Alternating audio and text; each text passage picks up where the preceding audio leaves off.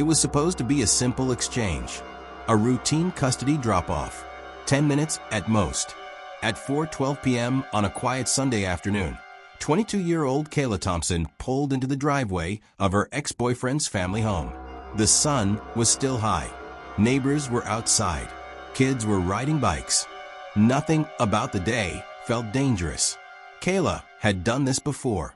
Despite a rocky breakup with her ex, Marcus Hill, she had tried to keep things civil for the sake of their 10-month-old daughter, Ava. Court papers outlined a temporary custody agreement. Exchanges every Sunday afternoon. Simple, predictable, safe, or at least that's what Kayla believed. But this Sunday would end in gunfire. Kayla and Marcus had separated just 3 months earlier after repeated arguments over finances and parenting responsibilities. Friends later said the relationship had grown volatile, though no formal domestic violence charges had ever been filed. What Kayla didn't anticipate was the growing hostility from Marcus's father, 58-year-old Ronald Hill. According to text messages later obtained by investigators, Ronald believed Kayla was keeping his granddaughter away from the family. He blamed her for the breakup. He blamed her for the custody arrangement. And in the weeks leading up to that Sunday, tensions escalated. Kayla had reportedly expressed fear to a close friend just days before the shooting. "If something happens to me, it's that family," she allegedly texted. No one thought it would go this far. Security footage from a neighbor's doorbell camera shows Kayla stepping out of her car at exactly 4:14 p.m. She adjusts Ava on her hip, holding a diaper bag over her shoulder. Marcus is not visible in the footage, but someone else is. Ronald Hill. He can be seen standing just inside the garage, partially concealed by the shadow of the open door. What happens next unfolds in less than 30 seconds. Kayla approaches the porch. There's a brief exchange of words, no audio, just visible gestures. Kayla appears to shake her head.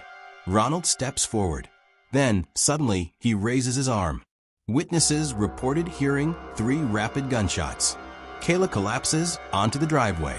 Ava falls, but is caught by a nearby neighbor who had rushed over at the first sound of shouting. Ronald does not flee. He places the weapon, a legally owned handgun, on the hood of a parked truck and waits. Police arrived within minutes. Kayla was pronounced dead at the scene. Her daughter was unharmed physically, but covered in her mother's blood. The image shook the entire neighborhood. Ronald Hill was arrested without resistance and later charged with first-degree murder and child endangerment. But the most haunting question remained. Why? During interrogation, Ronald reportedly claimed he snapped. He told detectives he believed Kayla was planning to move out of state with Ava. However, court records show no such filing had been made. Investigators uncovered weeks of angry messages between Ronald and Marcus discussing frustration over visitation limitations. In one message, Ronald allegedly wrote, "She thinks she can control everything. Not on my watch." Prosecutors would later argue that the shooting was not spontaneous, but fueled by resentment, pride, and a distorted sense of control. During the preliminary hearing, prosecutors presented the doorbell footage to the court. There was no physical altercation, no visible weapon in Kayla's hands, no immediate threat. Defense attorneys attempted to argue emotional distress and fear of losing access to his granddaughter. But jurors saw something else: a young mother holding her baby, and an older man stepping forward with a gun. The trial is still ongoing, but legal experts say the video evidence makes a conviction highly likely. Kayla's death sent shockwaves through the city. A candlelight vigil was held just 3 days later. Over 200 people attended. Friends described her as hardworking, protective, and devoted to her daughter. She was trying to co-parent peacefully, one friend said through tears. She didn't deserve this. A GoFundMe was established for Ava's future care, raising over $60,000 in the first week. Meanwhile, debates erupted online about custody exchange safety. Should exchanges be mandated at police stations? Should there be supervised visitation in high-conflict family disputes? Kayla's story reignited national conversations.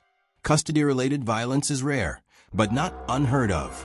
Experts say emotions can run dangerously high during family court disputes, power struggles, control issues, unresolved resentment.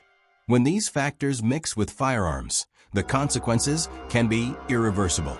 In Kayla's case, there had been warning signs: escalating hostility, angry messages, family interference, expressed fear, but no restraining order, no prior charges, no protective exchange location.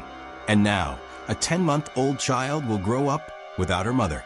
One detail continues to trouble investigators. Just 2 hours before the shooting, Ronald had visited a local shooting range.